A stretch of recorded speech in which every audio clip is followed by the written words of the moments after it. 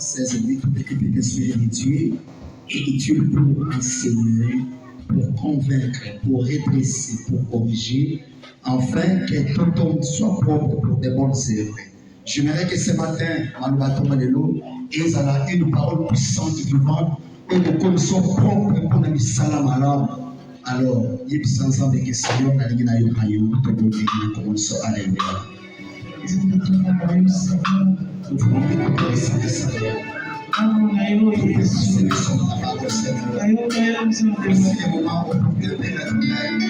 Les moments favorables, où tu vas nous Seigneur de gloire, où tu vas nous parler, Père éternel.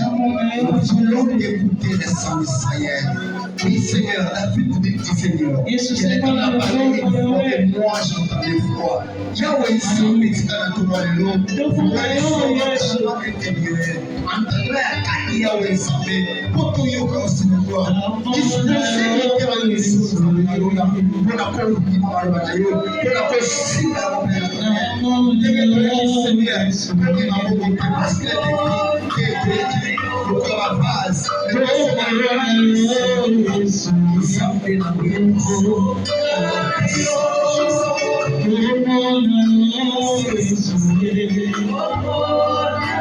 chantons, il est puissant.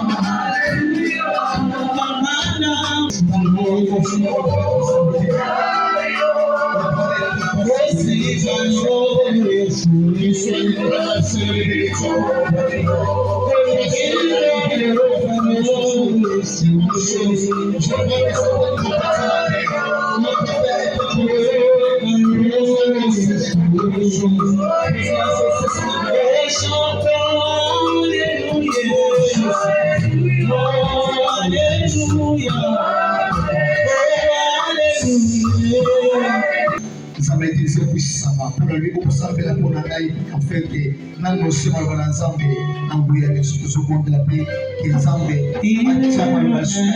fait grâce à une bénédiction parce que les macaques il y a ça pour les macaques à laisser comme on le sort alléluia. Tu es le même et le même on va dire.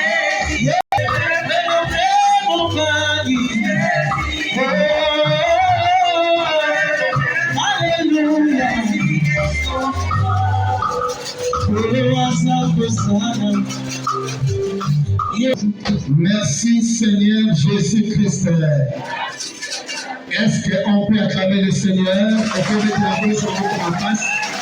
Je voudrais que tu acclames le Seigneur. La limite, vous pouvez acclamer le Seigneur. La limite, vous pouvez acclamer le Seigneur.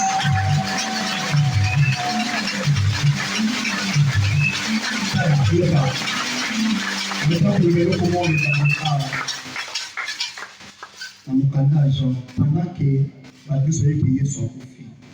Mais Marie a eu Malas à qui dans le cimetière pour qu'il le adorer. Donc, qui est sorti, mais pour Marie, à sa enfant, à qui pour qu'il le adorer. En dépit de la situation parfois traversée au Seigneur, il y a un Dieu. Parfois, nous avons besoin de nous soutenir, il y a un Dieu qui est la solution. Qui a raison de première fois à tout. Amen. Est-ce que vous avez pas compris que maman comment tu es matin?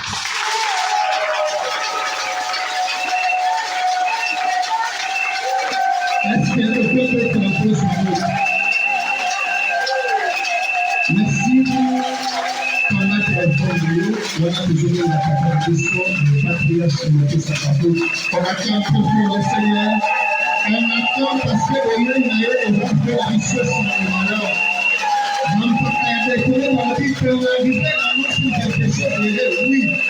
Voyez, on s'appelle pour la carte de son malheur. Est-ce qu'on peut acclamer le Seigneur?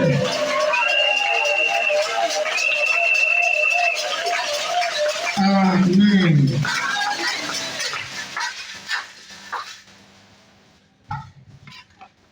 Père Céleste, tu es tout puissant. Nous ne pouvons que te dire grand merci de nous avoir protégés durant toute la nuit et aussi depuis notre naissance jusqu'à aujourd'hui. La vie, c'est tout. quand tu donnes la vie, tu donnes aussi tout ce qui va avec. La vie est primordiale. La vie a un prix. Ce prix, c'est ta mort et ta résurrection, Seigneur Jésus-Christ. Ta vie est complète, ta vie est totale. Puisque nous sommes debout, nous voulons te rendre honneur, puissance et majesté. Toi qui vis au siècle des siècles. Nous t'acclamons, Seigneur, ce matin. Nous t'acclamons nous te rendons grâce pour toutes tes bienfaits. Il est dit, donne-nous aujourd'hui notre pain quotidien. Il n'y a pas seulement que le pain physique, mais aussi le pain spirituel. Et ce pain nous purifie, Jésus-Christ nous sanctifie. Ce pain qui a terrassé le camp des ennemis, entre autres les Madianites, qui ont vu un pain ravager leur camp. Nous voulons que le pain de ce matin nous soit un réconfort. Que ces moments nous soient précieux. Dans le nom puissant de Jésus-Christ, nous avons prié et nous disons tous ensemble, gloire et louange à toi, Seigneur Jésus-Christ. Gloire et louange à toi, Seigneur Jésus. Amen. Amen. Nous allons prendre la Bible, que chacun puisse avoir sa Bible en main. Nous allons lire le livre de Philippiens, chapitre 2, verset 12. Rapidement. Que quelqu'un nous aide aussi dans Éphésiens, chapitre 2, verset 8. Le troisième va nous prendre Romains 8, verset 1 à 3. C'est un texte qui revient de temps en temps. Romains, chapitre 8. J'ai toujours dit que Romains, chapitre 8 est extraordinaire. Parmi les textes sacrés de l'apôtre Paul, le livre des Romains est formidable. Et surtout le chapitre 8, qui nous montre beaucoup de vérité dans ce qui concerne la doctrine de notre Seigneur Jésus-Christ. Philippiens 2, 12, totalement condoléances. Ainsi, mes bien-aimés, comme vous avez toujours obéi,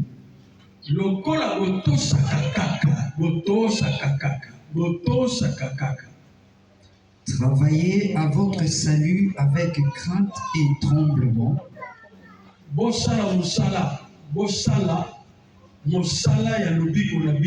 Chacun travaille pour son salut.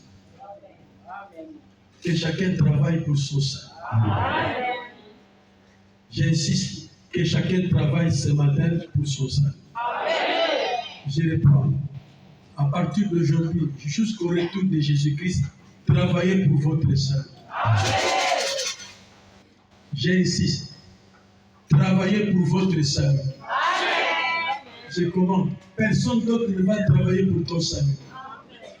Tu es le seul à travailler pour votre salut. C'est très important. Vous pouvez vous asseoir. Continuez la lecture, Philippiens 2, verset 12.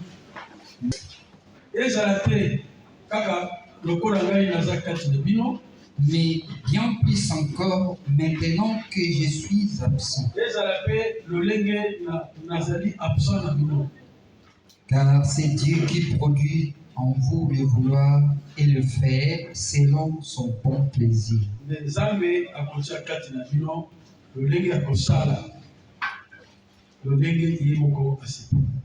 Allons dans le deuxième texte, Éphésiens 2, verset 8.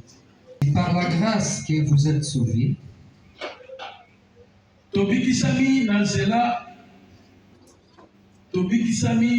ya ngolu, par les moyens de la foi. na nzela ya kondima. Et cela ne vient pas de vous, c'est le don de Dieu. Yango ewuti epai na bino te, kasi ezali likambo na Nzambe. Amen. Acclamons le Seigneur Jésus.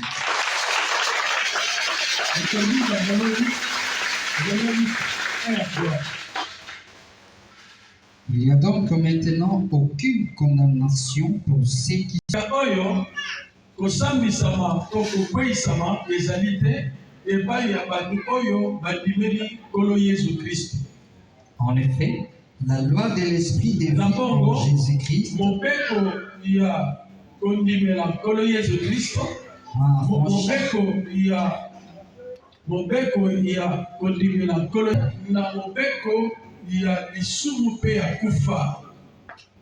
Car chose impossible à la loi, Pamba te ezalaki pasi mingi na mobeko na Moïse, parce que la chair la rendait sans force. pamba te bonzoto to bomoto ebandaki kokomisa mobeko ya Moïse makasi te. Dieu a condamné le péché dans la chair en envoyant à cause du péché son propre Fils dans une chair semblable à celle du péché.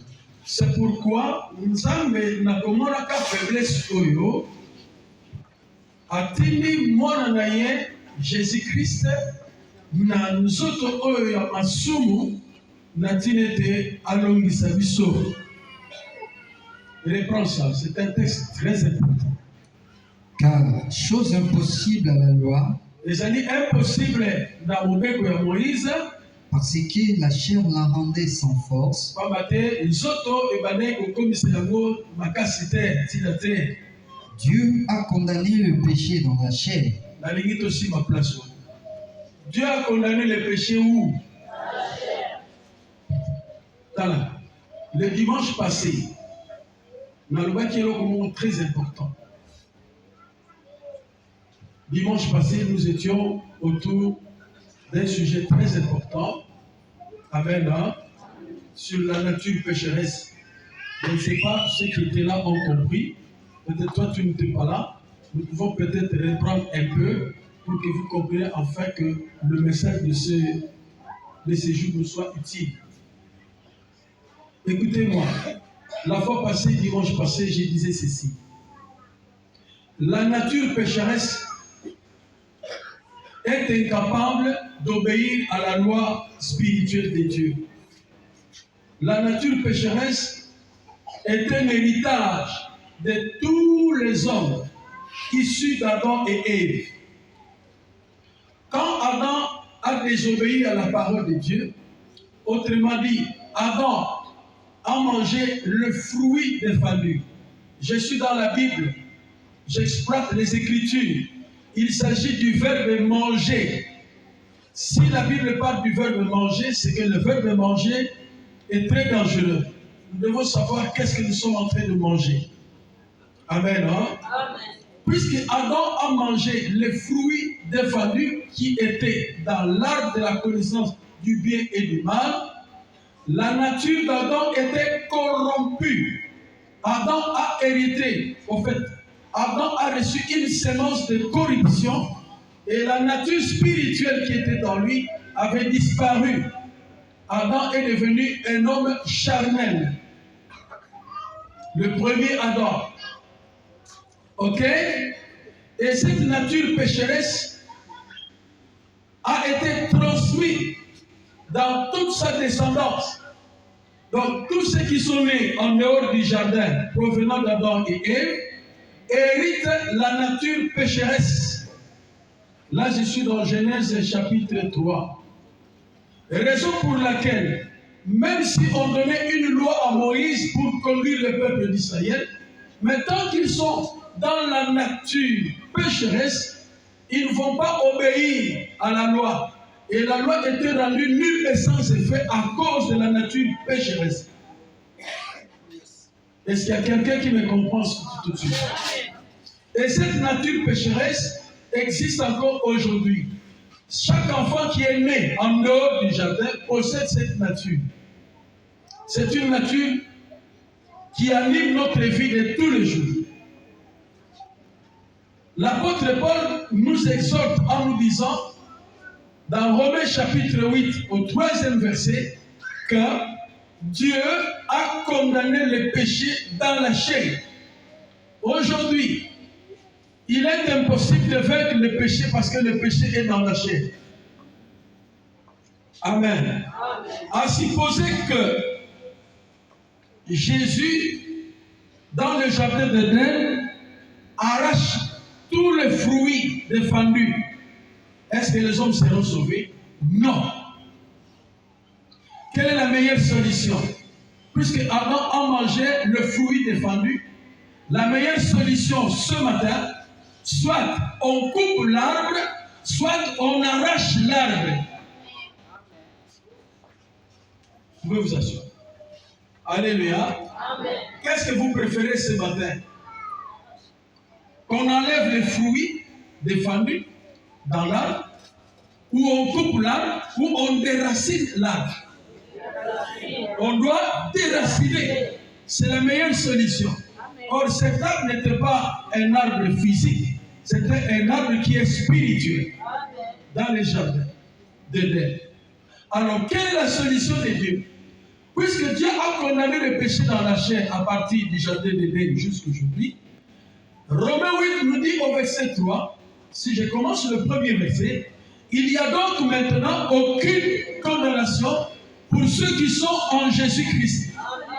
J'extrapole parce que la loi de l'esprit de vie qui est en Jésus, en nous, nous délivre de la loi du péché et de la mort.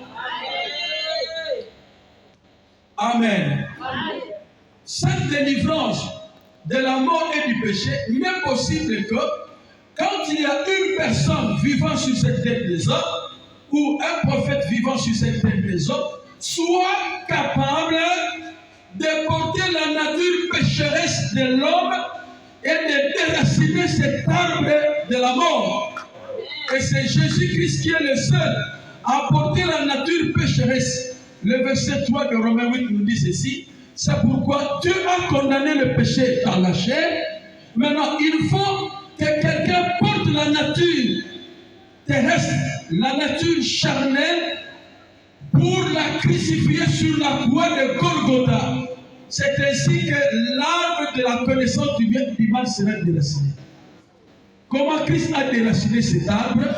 En portant notre nature pécheresse. La Bible dit, Dieu a envoyé son Fils dans un corps semblable au nôtre, dans un corps du péché. C'est la seule réponse au péché et à la mort. J'insiste ce matin, c'est la seule réponse de Dieu pour résoudre le problème du péché. C'est la seule solution de l'Éternel pour résoudre le problème de la mort. Parce que la mort est entrée dans la nature pécheresse. Il fallait détruire cette nature-là. Dieu ne viendra pas vous détruire, vous, mais il prend votre nature, il l'amène sur la croix, il a détruit sur la croix cette nature, et il vous donne la nature divine.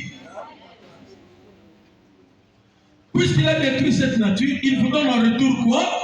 La nature divine. Et quand vous acceptez Jésus-Christ comme Seigneur et Sauveur, vous avez sa nature, la nature de Christ, l'esprit de vie. En toi combat la nature pécheresse. Et la nature pécheresse n'a aucun pouvoir sur celui qui a l'esprit de Jésus-Christ.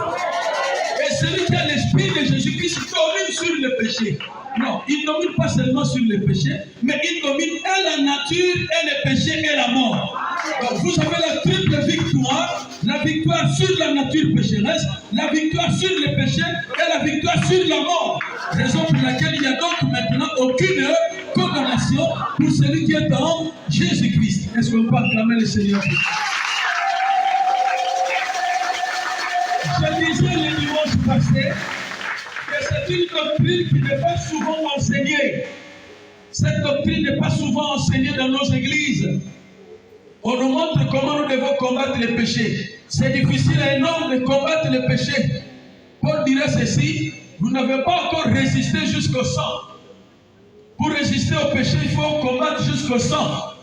Et l'homme qui est pécheur est incapable. L'homme pécheresse, celui qui pêche. L'homme pêche. Adam et sa postérité, je voulais bien le dire, Adam et sa postérité sont incapables de vaincre le péché parce qu'eux-mêmes sont dans le péché. Ils sont prisonniers. Alors un prisonnier ne peut pas se libérer de lui-même. Il faut que quelqu'un d'autre vienne pour le libérer. Un prisonnier ne peut pas se sauver lui-même. Il faut que quelqu'un d'autre vienne pour le sauver. Bon, après Adam, nous avons Abel. Abel, à cause de la mort, ne pouvait pas nous sauver. Parce que la nature d'Abel était une nature pécheresse. Si je prêche en français, parce que il y a des gens qui nous suivent en direct qui ont demandé prêcher en français parce que nous partageons avec beaucoup de gens. Nous sommes en direct. Technicien, nous sommes en direct. Oui. C'est la raison pour laquelle nous prêchons de cette manière pour atteindre beaucoup de gens qui vont nous suivre, soit dans les vidéos, ou soit à la télévision quelque part. Amen. Amen. Donc c'est à vous ce matin de faire un effort, de monter jusqu'au niveau du français. Parce que vous tous, vous avez été à l'école primaire. Vous tous, vous avez été à l'école primaire. Vous tous, vous avez été à l'école primaire. Et celui qui termine l'école primaire peut conjuguer le verbe être. Il peut le conjuguer au temps présent. Je suis, tu es, il est, nous sommes, vous êtes, ils sont, elles sont, nous, et ainsi de suite. Vrai ou faux? Et nous sommes dans un pays francophone. Et le Congo est le plus grand pays francophone du monde entier. Donc c'est possible que vous compreniez ce que je suis en train de dire. Si vous ne comprenez pas, le Saint-Esprit va vous instruire sur ce qui est nécessaire pour vous. Acclamons le Seigneur Jésus.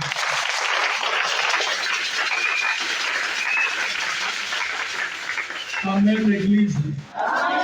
Est-ce que vous comprenez ce que je suis en train de vous dire? Ça, c'est le message du temps de la fin. C'est un message très important. Et ici, je voulais mettre en défi n'importe quelle religion du monde entier de nous présenter un homme qui est capable de prendre la nature pécheresse et de la courir, de la condamner, afin que nous ayons la victoire sur le péché. Et ça, c'est une différence par rapport à toutes les religions du monde. Je voulais savoir dans votre religion, dans votre culture, quel est l'homme capable de prendre la nature pécheresse et de la crucifier, de la détruire, afin que nous ayons le pouvoir sur le péché. Puisque c'est la solution de Dieu. Si vous suivez dans toutes les tribus, dans toutes les races du monde entier, vous ne verrez personne. Citez-moi le nom des uns. Je commencerai par Abraham. Abraham est né d'une nature pécheresse, donc Abraham ne pouvait pas payer le prix du péché. Parce que lui-même est péché. Ok? Je prends encore Moïse, même. Jacob, Isaac, même. Votre oncle, même. Votre père, même. Citez-moi le nom de ceux que vous connaissez dans votre tribu qui est très fort. Plus fort que le péché et la mort. Qui est plus fort que le péché et la mort? Personne. Romains 3 nous dit, tous ont péché et sont privés de la gloire de Dieu. Tous ont péché. C'est sans distinction de race ni de tribus. Vous m'entendez? Tous ont péché. Romains 3, verset 23 à 24. Tous ont péché. Autrement dit, tous ceux qui sont nés d'Adam, le premier Adam, avec toute sa postérité, tous ont péché et sont privés de la gloire de Dieu. Cela suppose, chez les Japonais, chez les Chinois, les Indiens, les Pakistanais, les Africains, les Européens, les Américains, même ceux qui sont dans le ciel, sous la terre, s'ils sont nés d'Adam, pécheresse, personne ne peut vaincre le péché et la mort. De lui-même, il est impossible. C'est Romains chapitre 8, verset 1 à 3 qui nous le dit. Amen. Alors, l'humanité est à la recherche d'un homme qui pourrait prendre la nature pécheresse, parce que c'est cette nature qui nous conduit à faire de mal. C'est cette nature qui nous amène dans les antivaleurs.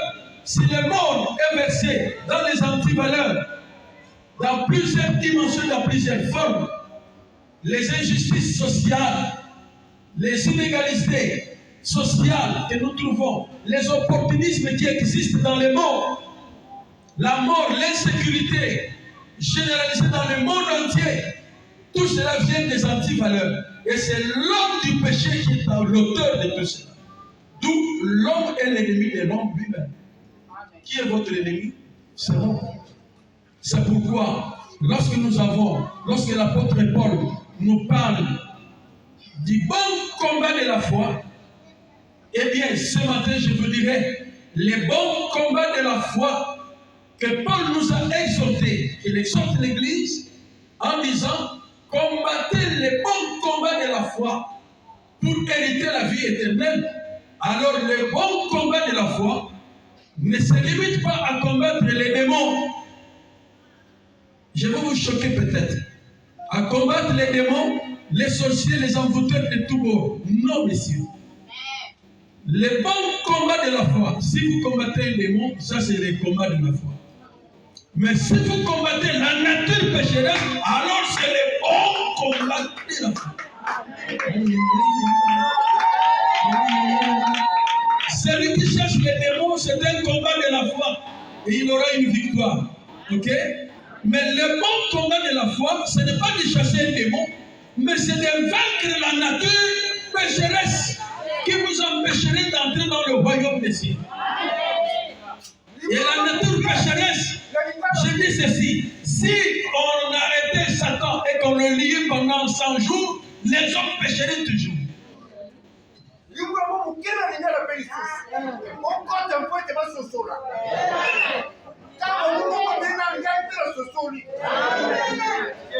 Je disais ceci, même si on arrêtait Satan aujourd'hui, on le met en prison ou dans la Bible pendant 1000 ans, les hommes pécheront toujours.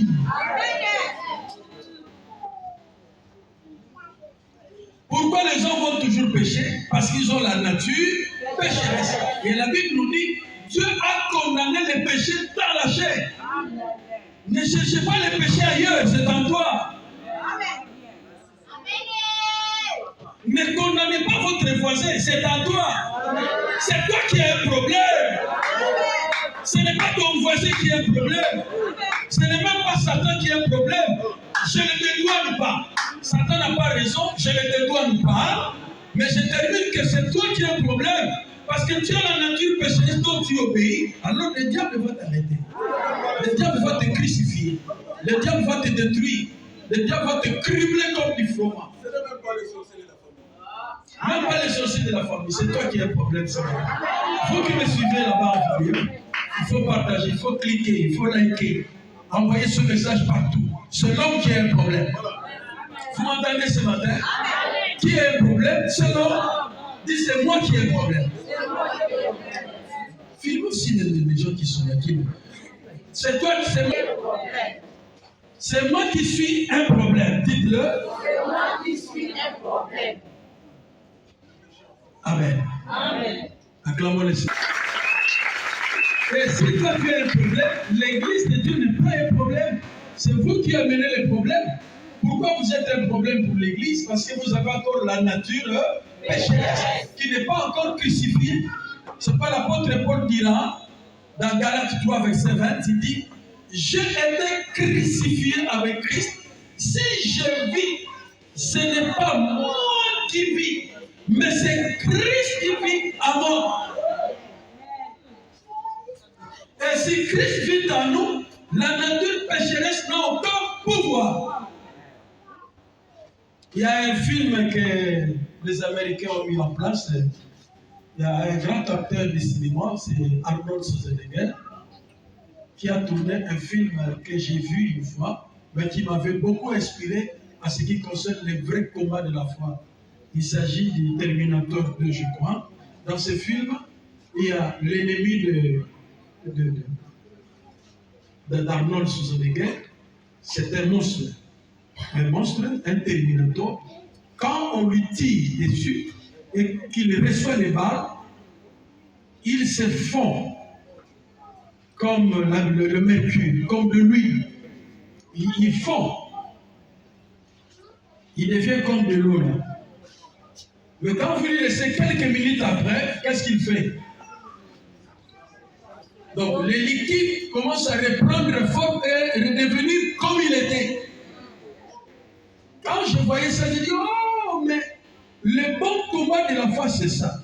Donc, notre nature pécheresse, quand vous êtes distrait et que vous êtes en train de suivre les penchants de la chair, la nature pécheresse qui a été crucifiée reprend encore vie. Et quand ça reprend vie, les péchés que tu as confessés vont revenir dans votre vie. Pourquoi? Parce que vous n'avez pas encore détruit complètement. C'est pourquoi nous avons un combat tous les jours de notre existence jusqu'au retour de Jésus-Christ. Nous aurons toujours à combattre cette nature charnelle. Parce que l'esprit de l'homme vit dans cette nature pécheresse. L'esprit de l'homme est toujours dans cette enveloppe. Ça, c'est une enveloppe que nous portons tous les jours. Et Paul a dit dans Romains chapitre 7, malheur à moi, qui me délivrera de ce corps Malheur à moi, Romains 7, 14 à 17, je crois. Non, Romains 7, 8, verset 23 à 24. Merci Saint-Esprit. Malheur à moi, qui me délivrera de ce corps de la mort. Donc le corps que vous portez là ne peut pas hériter le royaume des cieux parce que Dieu a condamné les péchés dans cette chair. Et quelle est la solution? C'est d'acquérir une nouvelle nature. La nouvelle nature, c'est Jésus-Christ habitant en vous. Puisque c'est Jésus, le parfait des parfaits, c'est Jésus, le parfait, qui a accepté de payer le prix. C'est pourquoi Dieu a condamné le péché dans la chair et il a envoyé son fils. Je voulais poser la question aux Américains. Dieu a envoyé quel fils? Le fils de Dieu. Son nom c'est qui? Jésus-Christ. Pas tous les Jésus-Christ, mais Jésus-Christ de Nazareth. C'est lui le véritable, celui le seul qui porte la nature pécheresse. Et quand vous recevez Jésus ce matin, vous avez la victoire sur votre nature pécheresse. À tel point que tu peux regarder un casier de billets, ça ne vous dit absolument rien. Et c'est là où vous êtes plus qu'un vainqueur. Acclamons le Seigneur Jésus. Tu peux voir une belle femme, tu peux voir une belle femme, ça ne vous dérange pas, vous glorifiez le Seigneur. Heureusement, au Congo, toutes les femmes sont belles.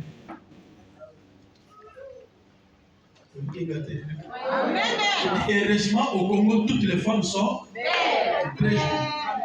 Ça, c'est une particularité pour les Congolais.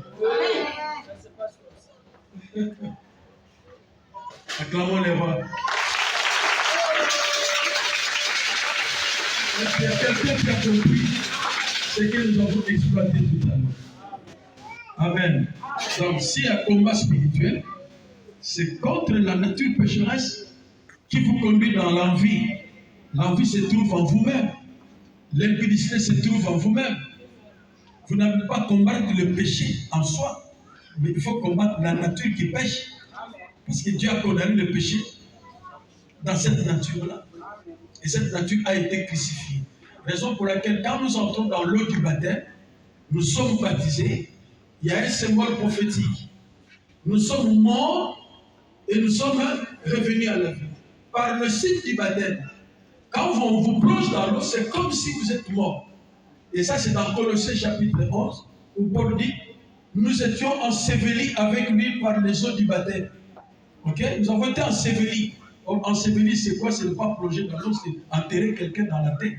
C'est le verbe ensevelis. Est-ce qu'il y a quelqu'un qui comprend ce message? Acclamons le Seigneur Jésus. Ça, c'est un élément important que nous avons exploité le dimanche passé.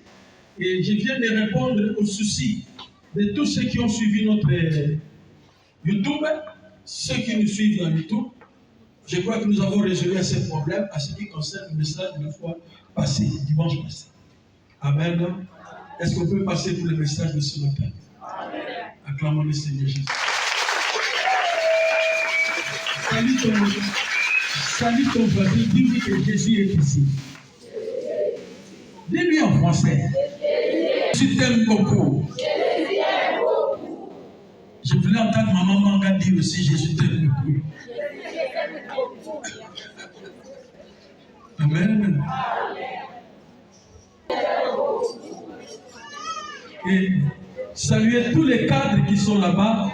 Dites-leur, Jésus vous aime beaucoup. Jésus vous aime beaucoup. Amen. Vous ne recevrez rien. Tout ce que nous disons dans l'église, c'est par la foi que nous pouvons hériter ces choses. C'est par la foi.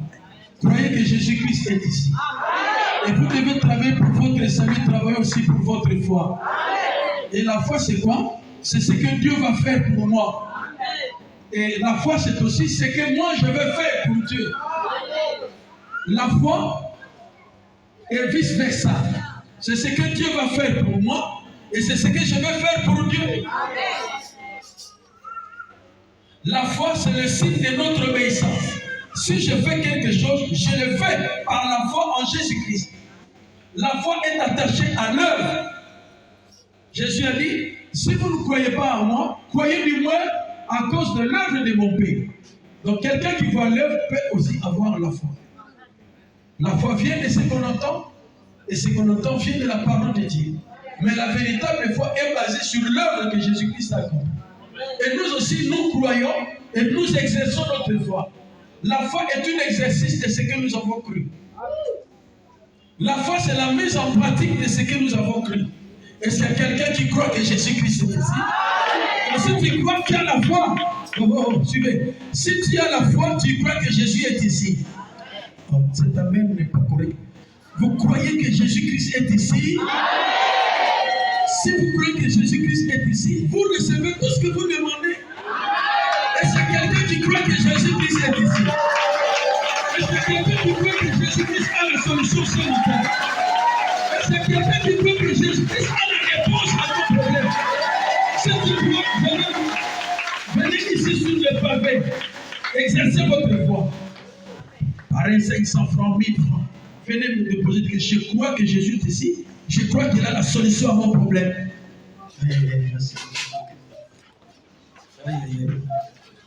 Que tout le monde. Si tu ne crois pas, reste assis. Mais celui qui croit, il se met debout. Venez dire en disant, je crois que Jésus est ici, il a la réponse à ma maladie. Il a la réponse à ma guérison. Il a la réponse à ma situation. Si tu n'as pas de problème, restez là où vous êtes. Mais celui qui croit que Jésus est ici et que Jésus a la réponse, manifestez votre foi. Cette démonstration est une démonstration de la foi, car la foi est une démonstration. Et je vous amène directement à cette démonstration. Croyez. Et c'est quelqu'un qui croit que Jésus est ici. Yes. Yoshua, Hamasha. Est-ce qu'il y a quelqu'un qui croit que Jésus-Christ est ici? Et que Jésus a la solution à son problème? Il a la réponse à ta situation. Manifestez-vous. Manifestez par un acte prophétique. Et c'est cet acte que nous faisons. Si tu ne crois pas, Oyason Nima te afanda. Oyason Nima a manifesté foi. Et tu dis, je manifeste ma foi. Que Jésus est ici, il va répondre à mon problème. Qu'il est ici, il va me guérir. Qu'il est ici, il va. Avec tout ce qu'il va avec. Est-ce que Jésus-Christ est ici? Et qu'il est capable de résoudre notre problème? Nous allons commencer avec ça. Il faut avoir cette foi du début de ce culte jusqu'à la fin. Que vous croyez que Jésus-Christ est ici. C'est un acte de foi. La foi c'est un acte. La foi est une démonstration. Vous ne pouvez pas croire avec la théorie. Vous devez croire avec des actes. Et nous appelons les actes divins. Parce que Dieu fait des actes divins.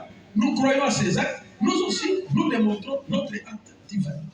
Soyez bénis avec ça. Merci parce que vous êtes. J'ai béni la présence de notre Dieu ce matin. J'ai béni également les cadres qui dirigent notre communauté, les pasteurs qui sont avec nous ici, les anciens et les diacres. Nous acclamons tous leur présence ici.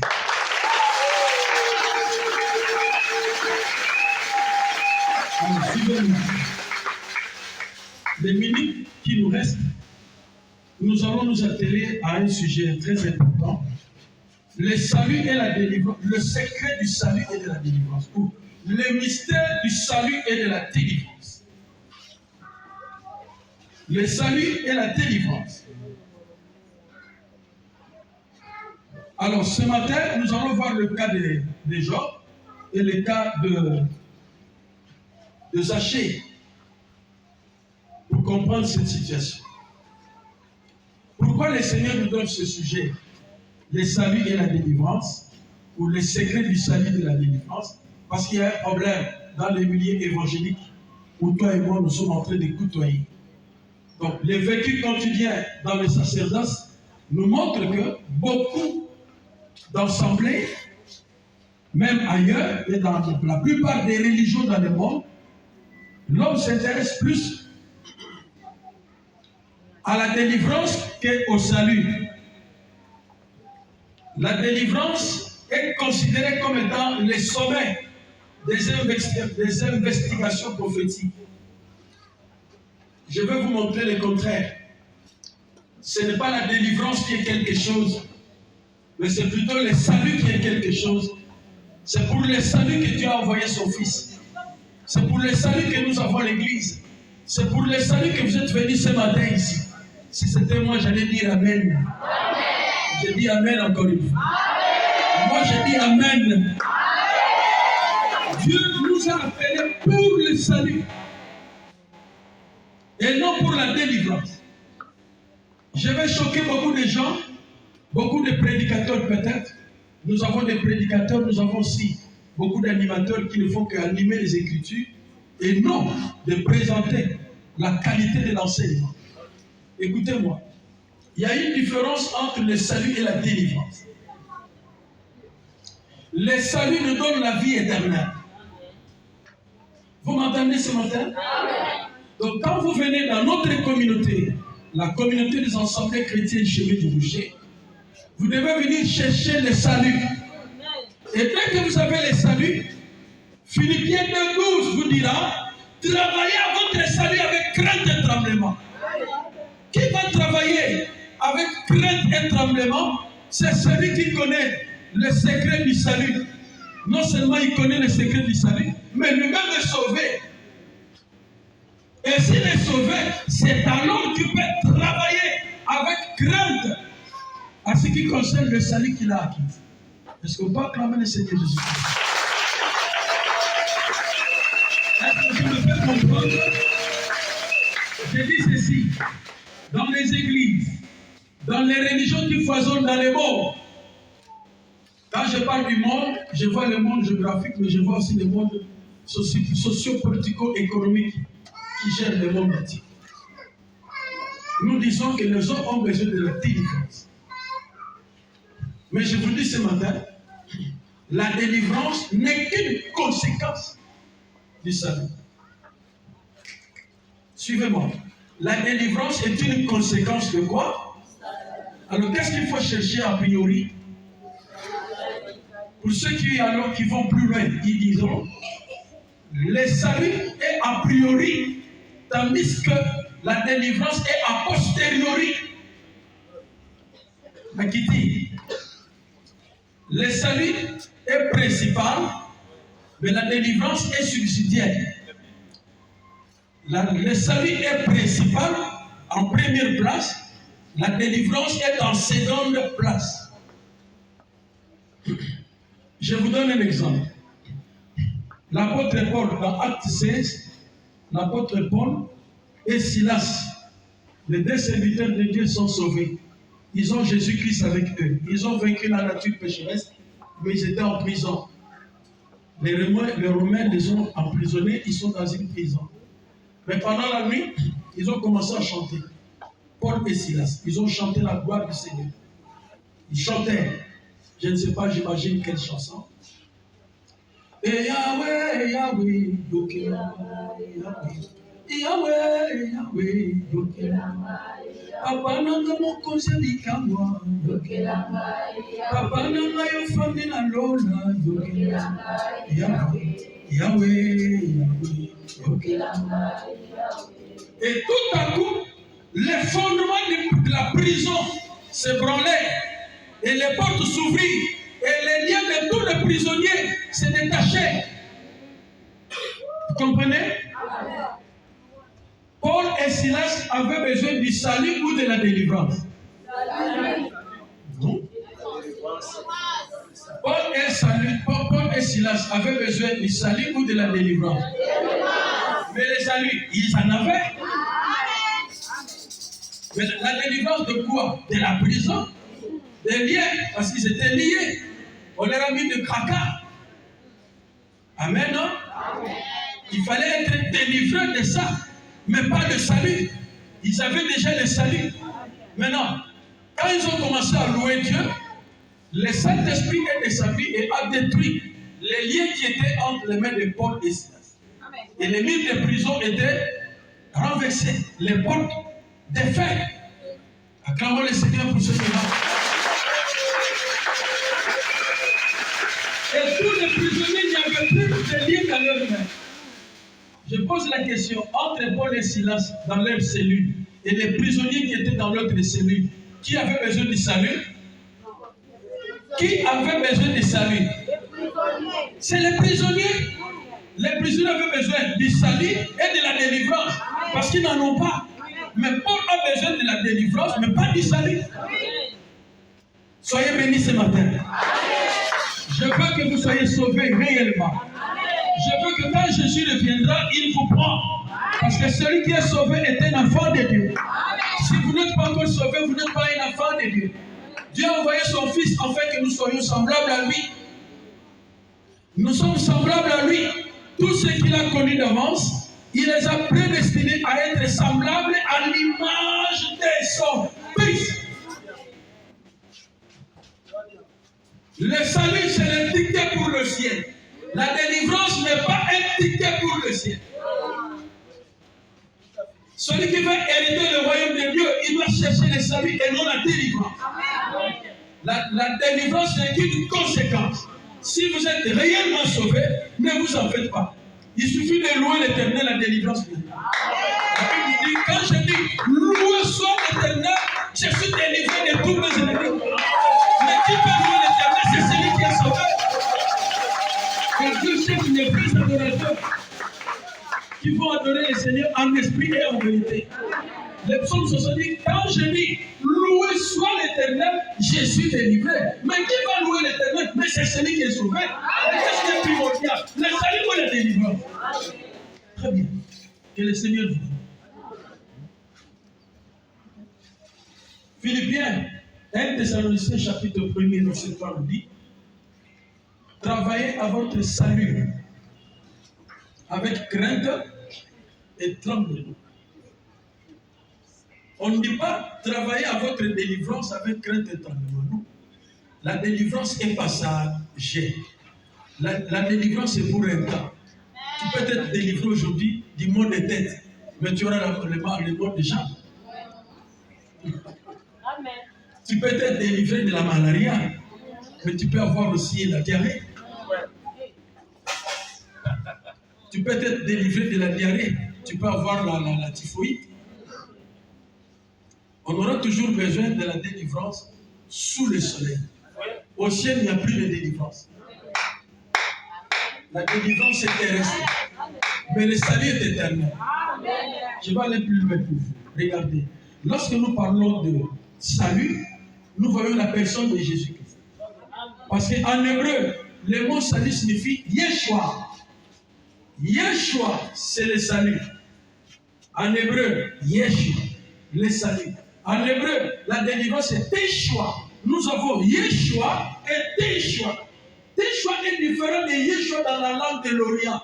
Parce que le christianisme n'est pas de l'Occident, ça vient de l'Orient. Christ est de l'Orient. Là où le soleil s'élève. C'est pourquoi la porte du tabernacle s'élève toujours à l'est où le soleil s'élève. C'est pourquoi le tabernacle n'a pas deux portes qu'une seule porte. Et cette porte, c'est Jésus-Christ. Disons Yehoshua. Attendez, Yeshua, c'est le salut ou le sauveur. Mais Yehoshua, c'est l'éternel sauveur. Autrement dit, nous avons des Yeshua qui sont des sauveurs. Quelqu'un peut vous sauver d'une prison, mais il n'est pas Yehoshua. Il peut être Yeshua. C'est un salut qui est éphémère aussi. Je peux vous dire, c'est salut, salut ma soeur. Aminata, salut. Vous n'avez pas un salut. Ça, c'est un salut qui est terrestre. Salut en miniature. Qu'on peut s'en moter. Moter, tu veux mettre salut. Maman là-bas, salut. Salut. Je vous salue tous.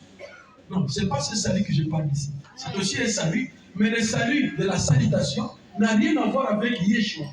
Yeshua, c'est le salut qui est le sauveur. On n'y a pas de sauveur, il n'y a qu'un seul sauveur. Acclamons le Seigneur, s'il vous plaît.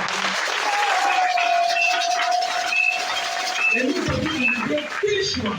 Teshua, c'est-à-dire la délivrance. Teshua, c'est la délivrance en hébreu. En grec, le mot salut signifie sozo ou sotério. Sotériologie. Le cours du salut. En grec, soter, soter. Mais la délivrance en grec, c'est romai. Par exemple, dans le Notre Père qui est aux cieux, Notre Père qui est aux cieux, que ton nom soit sanctifié, que ton règne vienne, que ta volonté soit faite sur la terre comme au ciel. Donne-nous aujourd'hui notre Père quotidien. Attendez, ne nous soumets pas à la tentation, mais délivre-nous du mal. Cette délivrance-là, en grec, c'est roumai. En hébreu, c'est Teshua. C'est différent de Yeshua. Yeshua, c'est le salut. Vous comprenez ça? Dans la langue biblique, il y a des différences. Donc, vous ne pouvez pas considérer le salut au même titre que la délivrance. Non. Le salut, c'est autre chose. La délivrance aussi, c'est autre chose. Une femme qui est enceinte, quand la femme va à l'hôpital pour accoucher, l'accouchement est une délivrance. Et les étapes de l'accouchement est appelée délivrance. Les étapes de la délivrance. Ah, la dernière étape, c'est que toi qui es médecin. Quand l'enfant est sorti, c'est le salut. Mais l'amour peut venir quand le placenta n'est pas conçu. Ok. C'est ça où quand le placenta sort. Ah, c'est-à-dire que quand le placenta sort, alors la femme est... Lorsque l'enfant est sorti, c'est le salut. Donc le salut vient avant et la délivrance vient. Autrement dit, c'est pas petit monde. Placenta est militaire, vous allez sauver. Moi, on a sauvé. L'enfant, c'est le salut. Mais yo, tu as un problème à délivrer. C'est ça, acclamons le Seigneur puisque vous faites. Il faut rester à côté du docteur Israël. Tu vas comprendre beaucoup de choses. Et spirituel et scientifique aussi. Est-ce qu'on peut acclamer le Seigneur Jésus? Aujourd'hui, qu'est-ce que nous constatons? Nous remarquons que dans beaucoup d'assemblées, on ne prêche que sur la délivrance. Il y a même des églises où on a mis là-bas ministère de la délivrance. Donc ça, c'est le nom de l'église. Ministère de la délivrance. Quand moi je regarde ça, je me dis, mais comment il va? Comment il a mis le chalut devant le bœuf? On ne met pas la charrue devant le bœuf. La charrue est toujours derrière. Si la charrue est une délivrance, ça doit être derrière. Et c'est le bœuf qui est le salut. Aïe, nous sommes pressés par le temps. Je me dis, nous devons terminer à 9h30. Acclamons le Seigneur Jésus-Christ. Je termine en donnant un exemple. Dans Luc chapitre 19, il y a Zachée qui a entendu parler que Jésus va passer. Ok? Jésus va passer dans l'heure à venir. Il dit, je dois connaître, je dois chercher à connaître Jésus-Christ. Il arrive là-bas, Zachée se trouve devant une foule immense. Et lui était de petite taille. Il ne pouvait pas voir Jésus. Alors, il s'est imaginé, il dit non, je dois monter sur les sycomores. Je n'ai pas le temps de vous expliquer la foule. Parce qu'aujourd'hui, la foule, il y a beaucoup de gens, il y a la foule. Hein. Ici aussi, nous sommes une foule. Il y en a d'autres, la liberté, c'est plein de foules. Mais la foule ne dit rien à Jésus-Christ. Jésus peut quitter le ciel pour la femme samaritaine. Pour une personne, Jésus vient pour vous sauver. Et ce matin, il est venu pour toi, mais pas pour la foule. Jésus fait le salut des âmes et non de la foule. La foule ne sera pas sauvée. Il faut sortir de la foule et entrer dans la présence de Jésus-Christ. Et puisqu'il était de petite taille, alors la foule était un obstacle. Être de petite taille, c'est quoi? Avoir une faible connaissance de Dieu. Quand vous n'avez pas la vraie connaissance du Seigneur, quand vous n'avez pas le plus exactement, alors vous êtes court. Qui est court et net, c'est celui qui ne prie pas, qui ne lit pas la Bible, qui ne vient pas à l'église pour travailler à son salut. Et il devient net. Il devient très court. Et c'est spirituel. Plus vous devenez court, et la nature péchée devient grande. Oh. Si vous ne lisez pas la Bible, vous ne venez pas à l'église, vous n'obéissez pas. Puisque vous obéissez, travaillez à votre salut. C'est ce que nous avons dit.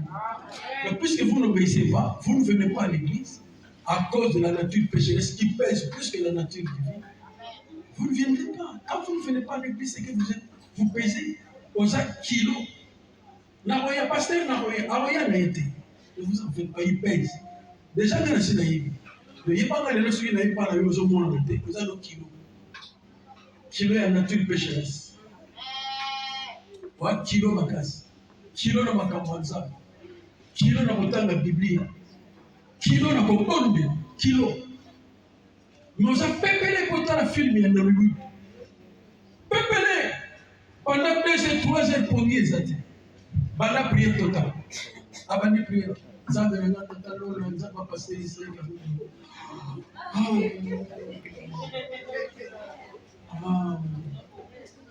Yomoko yebi. Magaye kutolea kidogo macheki mfungo wa Mungu ilikaki.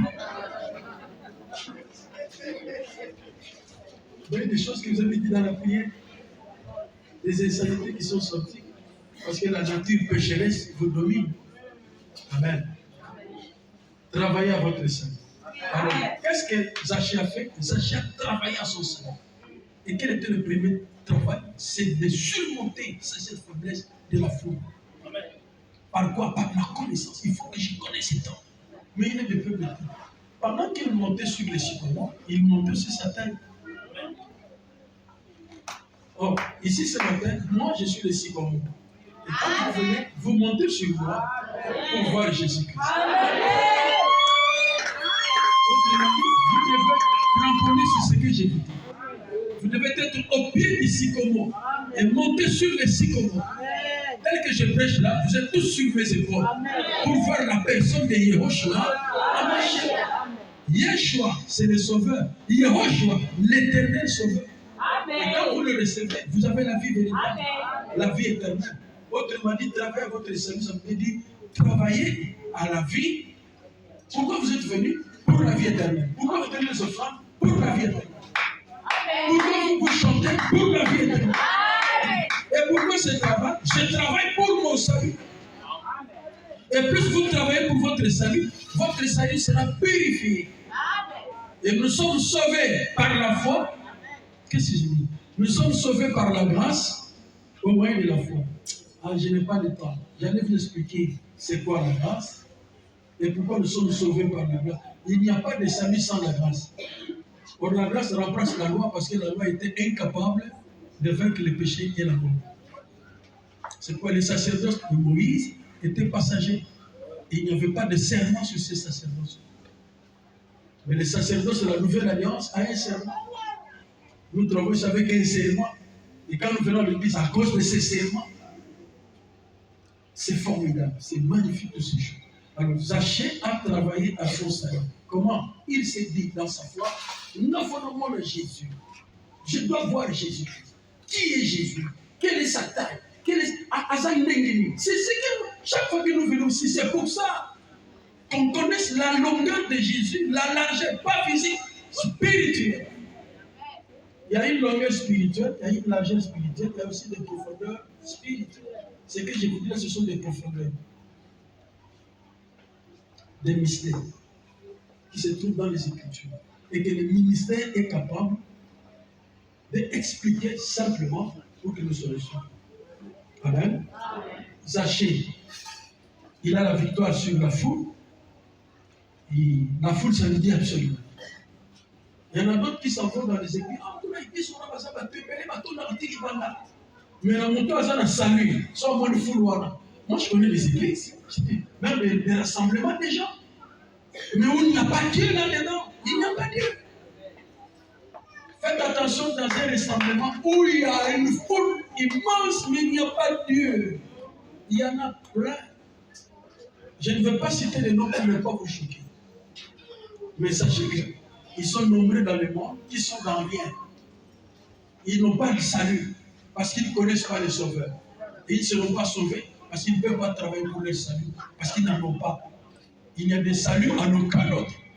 Marie, il y a sous le ciel aucun autre nom qui a été donné parmi les hommes par lequel les hommes doivent être sauvés. Actes des Apôtres, chapitre 4, verset 11.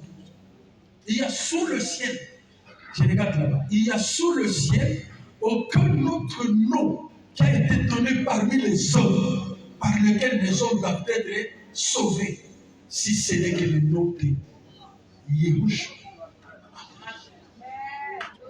Un jour, Pilate a écrit, Yehoshua, Nazareth, Humelek, Hayewudi. Jésus de Nazareth, roi des Juifs, en hébreu. Mais quand vous lisez cette écriture, Yehoshua, il y a Y, Nazareth, il y a H, Humelek, il y a W, Hayewudi, il y a H. Le tétragramme Yawash se trouve dans ce nom que Pilate a écrit.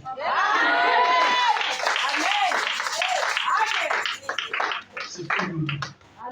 Donc le nom de Yahweh se trouve dans la personne de Jésus-Christ cloué sur la croix. Et Pilate a écrit comme ça. En latin, c'est Iniri. Iniri. Pas le temps de vous expliquer tout ça. Iniri. Ierusus.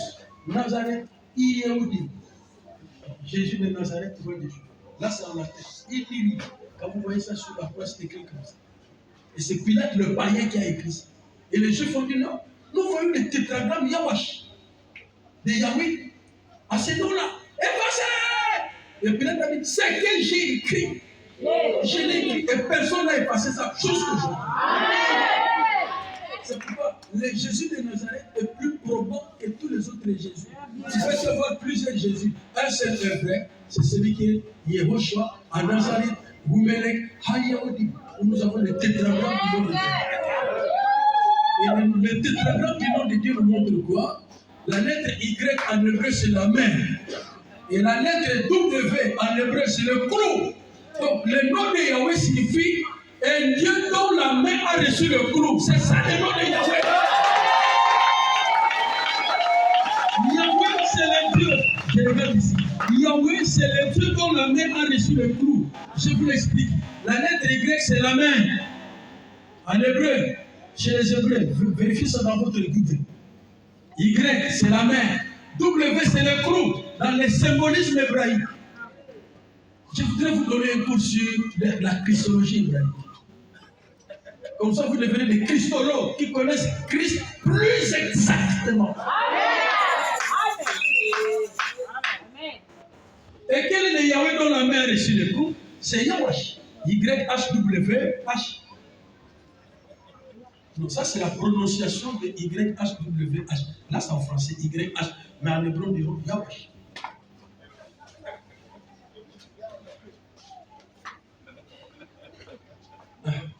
On me dit qu'il est temps. Merci beaucoup. Amen. Hein? Zaché va vaincre la foule. Kolula batutende batubato on a plein. Basa plein nani, nabi la nyama. Je regrette. Basa plein nani, nabi la nyama futa. Mais nous sommes ici pleins avec notre cœur. Mais qui livre? Celui qui a amené une bouteille d'huile ou d'eau, ou celui qui a amené son cœur à Dieu? Quand vous avez amené votre cœur, que votre cœur soit touché. Il suit le cœur vivement touché. Après avoir entendu ces choses, il suit le cœur vivement touché. C'est le cœur qui doit être touché, non la bouteille d'eau. Va dire à ces messieurs qu'il retire toutes ces bouteilles d'eau. Jésus a dit, venez à moi, vous tous qui êtes chargés, fatigués, je vous donnerai du repos. Mais toi, tu prends des bouteilles et puis non, tu mets ça sur les épaules des gens. Vous savez quel évangile? Vous savez quel évangile? Zaché va vaincre la foule et il va vaincre aussi sa taille. Il a la victoire sur la foule, il a la victoire sur ta taille. Maintenant, Jésus va passer là-bas et dire, Zaché, descends. Il va obéir pour descendre. C'est pourquoi tout enfant de Dieu doit être humble. Si tu veux recevoir le salut, tu dois être humble. Soyez humble, venez à l'église. Soyez humble, chantez pour la moi, mon Dieu, Père, qui est et l'humilité vous fasse regarder les autres comme le temps. Soyez humble. Voici fille de Sion, voici votre roi. Il vient. Il est humble et doux. Serviteur de Dieu. Il ne faut pas engueuler les fidèles. Il ne faut pas les parler violemment. Le Seigneur, le propriétaire de cette église, Yahushua Hamashiach, est humble et doux. Si vous voulez parler à quelqu'un, parlez avec humilité et douceur. Salut avec humilité et douceur. Parce que lui aussi a besoin du salut. Et quand il est descendu, il a dit, descends, Zaché, aujourd'hui je vais te mener dans ta maison. Je vais te mener où? Jésus va te mener. Pourquoi? Parce qu'il a travaillé pour son sang. Zachée a travaillé pour son salut. C'est normal que Jésus entre dans sa maison. Zachée n'a pas travaillé pour son délivrance. Il a travaillé pour son salut. Nous devons travailler pour notre salut et Dieu viendra habiter dans notre demeure. Et la première demeure, c'est votre vie. Deuxième demeure, c'est votre maison, votre famille et tout le reste. Amen.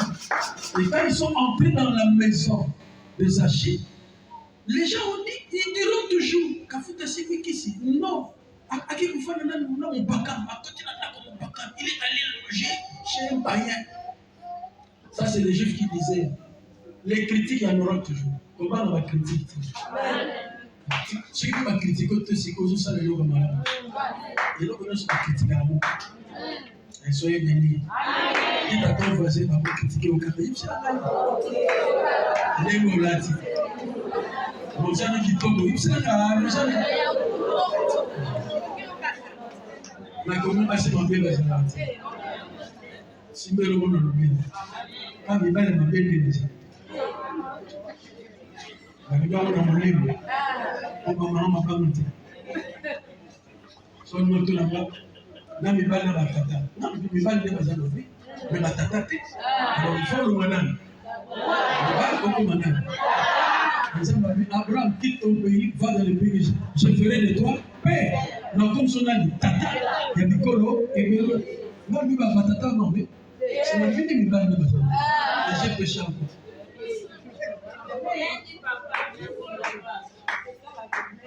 Amen. Et tant qu'on continue à faire Jésus a continué à faire spirituellement, Zachée va balayer son salut. Seigneur, ceux qui n'ont pas corruption, n'ont pas de ceux qui n'ont pas de font dans ceux qui n'ont pas de ceux qui n'ont pas de font dans fois 5. Abandon confesser. Nous avons corruption et détournement. Aujourd'hui, c'est plein. Nous avons besoin des Zachées à la politique de notre nation. Beaucoup de Zachées qui vont confesser qu'ils ont volé, afin qu'ils ne volent plus. Non, je parle des Zachées qui a confessé parce que c'était un haut fonctionnaire aussi de leur État, un collecteur d'impôts de la DGRA de son temps, de la DGK de son temps. Je ne vais pas venir m'arrêter, je vous dis des choses qui sont spirituelles. Amen. Amen. Et quand il a confessé, il a réparé. Et je dis, aujourd'hui, le salut est entré dans ta maison. Aujourd'hui, le salut est entré dans ta maison. Quel jour? Aujourd'hui. Quel jour? Quel jour? Quel jour? Ceux qui m'appellent la télé, quel jour? Quel jour? Quel jour? Aujourd'hui, c'est le 10. Le 18e mois. J'ai beaucoup de choses à vous dire sur le chiffre de 10. Si Abraham est 10, il va donner sa vie. Si l'agneau a été prélevé le 10e jour, cet agneau va sauver. L'agneau du 10e jour. Je veux parler de la dîme prophétique et la dîme mécanique. Nous ne donnons plus la dîme mécanique de Moïse. Nous donnons la dîme qui est prophétique, la dîme qui a la vie. Nous donnons la dîme qui a le salut. Le salut se trouve dans la dîme. Le salut est un dixième. Parce que l'agneau qui va libérer Israël de l'esclavage en Égypte, c'est un agneau qui a été prélevé le 10e jour. Vous m'entendez? Si cet agneau est 10e, c'est que dans le 10e, il y a la vie. Maman, jamais au Pola Lona. Donnez votre vie parce qu'il y a la vie là-dedans. Parce que Jésus est le 10e de Dieu pour que nous soyons sauvés. Ça, c'est une manière de prêcher la dîme autrement. Nous prêchons la dîme qui est prophétique et non la dîme arithmétique de Moïse. La dîme de Moïse n'a pas de serment. Mais la dîme d'Abraham a le serment. La dîme prophétique, c'est la vie. C'est pourquoi ceux qui vont en Israël vont tous 7 ans. Il y a Golona. M'appelez pendant 7 ans. Nous avons commandé 5 fois 10. La Babylone pendant 70 ans. Faites attention. Ça, c'est notre enseignement que je viens de vous faire. Veuillez vous asseoir.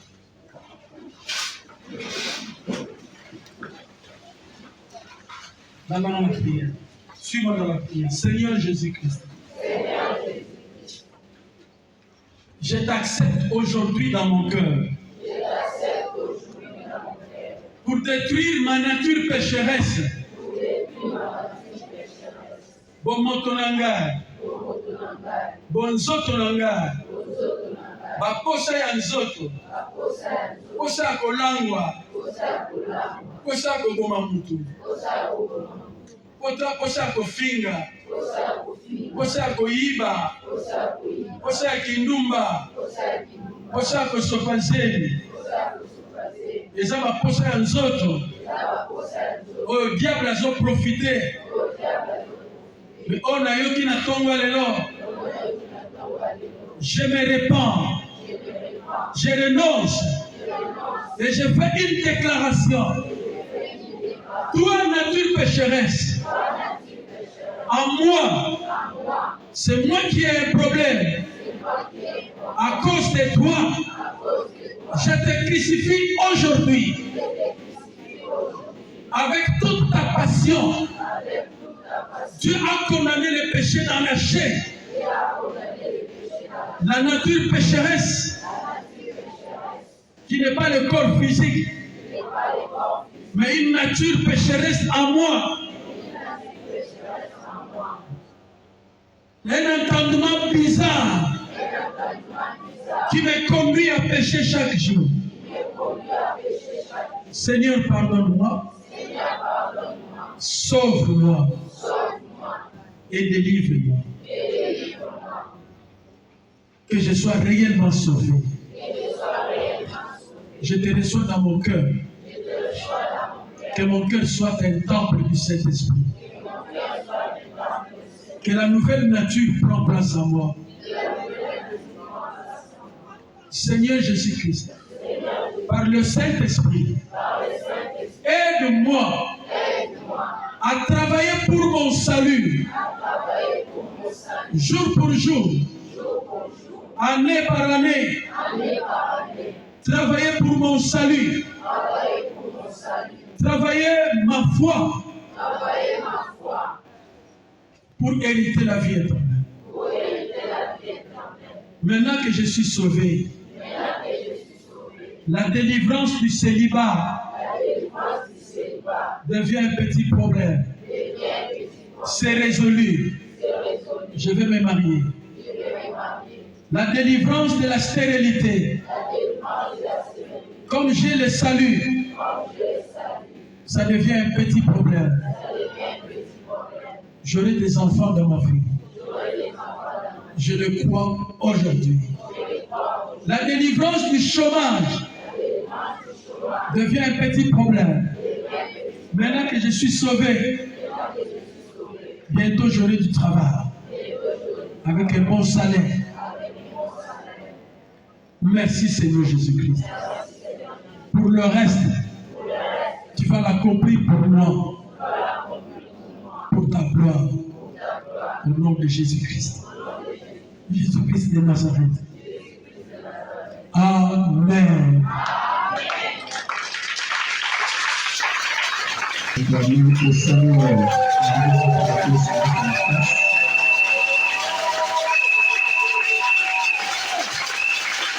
Amen. Amen. Il est bien. C'est au souci de ces hommes qui sont bons pour chaque caméra. Alors, ma frère, qui est là, check la caméra, on est vendu, on a pour imaginer les cabines. Nous sommes à la salle où le saut de chaque caméra, on est